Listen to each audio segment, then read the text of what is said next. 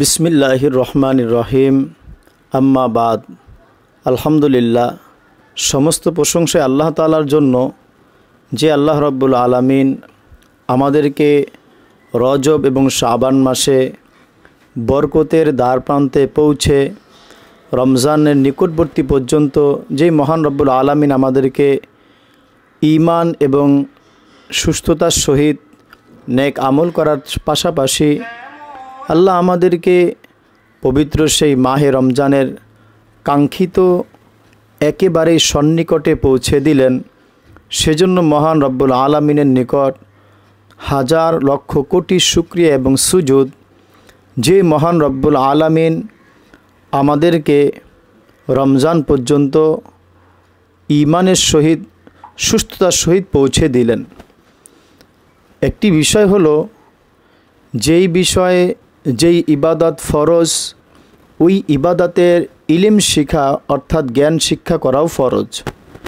যেহেতু রমাজানুল মুবারকের এই রমাদানুল মুবারক এটি মহান আল্লাহ তাআলার মহান বিশেষ একটি হুকুম, এবং ইসলামের স্তম্ভর মধ্যে অন্যতম একটি স্তম্ভ হলো, ভিত্তি হলো রমজান মাসের রোজা।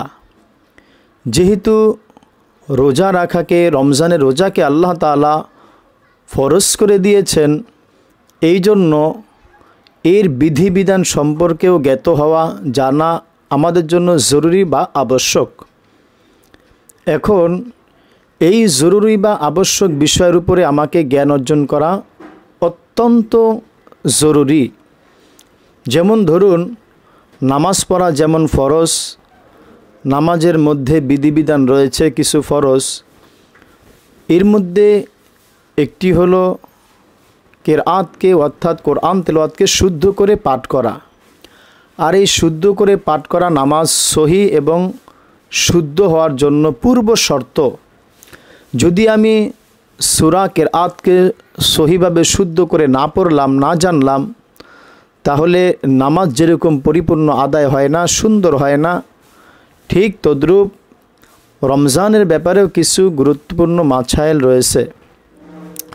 এই গুরুত্বপূর্ণ মাসাইলগুলো যদি আমি না জানলাম, না শিখলাম, তবে আমার রমজানের রোজা রাখাটাও পরিপূর্ণ আদায় হচ্ছে না বা হবে না।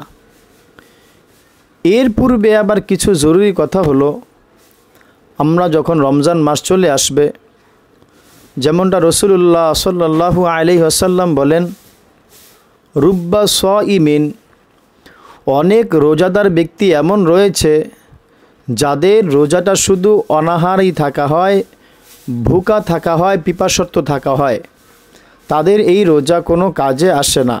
এমন অনেক রোজাদার রয়েছে।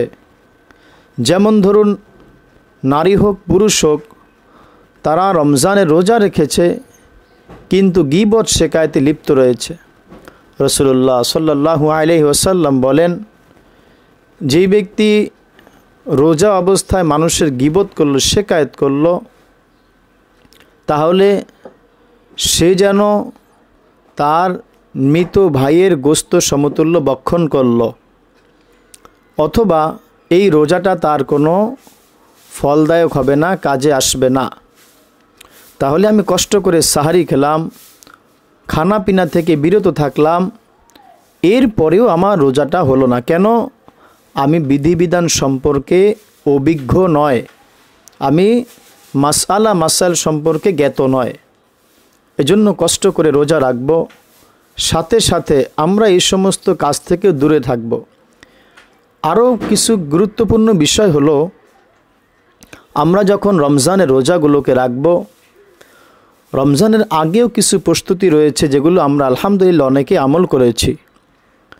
রমজানের মধ্যে বিশেষ করে আমরা খেয়াল রাখব, রমজানের গুরুত্ব তো হলো এমন, যেমন ধরুন রমজান ছাড়া আমরা একবার বললাম সুবহানাল্লাহ, একবার বললে একবারই সওয়াব পেলাম।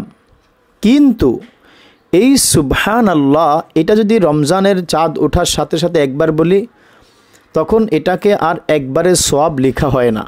প্রশ্ন হলো, তাহলে কি লেখা হয়, কতবারের সওয়াব লেখা হয়?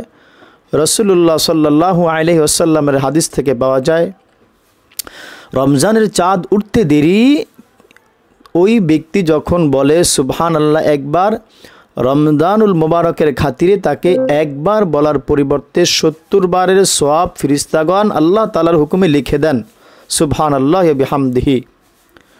এরপরে আরও বেশি মজার কথা হলো, যেমন ধরুন দৈনিক ৫ ওয়াক্ত নামাজ ফরজ। এখন সারা দুনিয়ার মানুষ মিলে চাইলেও কেউ মিলে সকলে মিলে ৬ ওয়াক্ত পড়তে পারবে না, অর্থাৎ ১ ওয়াক্ত বাড়ানোর কোনো সুযোগ নেই। কিন্তু রমজানুল মুবারক এই মাসে, বরকতময় রহমতের মাসে, যেই নারী অথবা পুরুষ একটি ফরজকে আদায় করল, তখন তাকে এক ফরজের পরিবর্তে ৭০টি ফরজ আদায় করার সওয়াব আল্লাহ সুবহানাহু ওয়া তাআলা আমাদেরকে দিয়ে দেন। আল্লাহ আমাদের সকলকে রমজানের গুরুত্ব তাৎপর্য বোঝার তৌফিক দান করেন, আমিন। এবং সকলকে আমাদেরকে সচেতনের সহিত রমজানের রোজাগুলোকে শেষ করার তৌফিক দান করেন, আমিন।